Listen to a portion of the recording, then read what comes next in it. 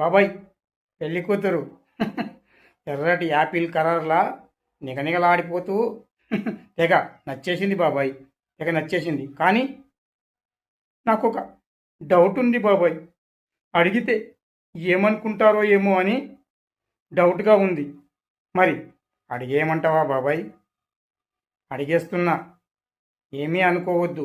మళ్ళీ ఆ తర్వాత పెళ్లి కూతురు ఏమైనా ఫీల్ అయిపోతుందో ఏమో. ఏమండి, మీరు నాకు తెగ నచ్చేశారు.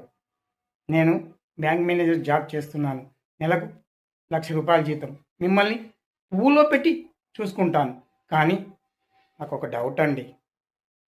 మీరు ఫ్రెష్ అని ఒక్కసారి మీ నోటి నుంచి చెప్తే ఇక పెళ్లి ముహూర్తాలు పెట్టించుకుందామండి. ఆ ఒక్క డౌటు తీరిపోయిందనుకో, చాలు, మీరు ఫ్రెషే అని చెప్పేశాను.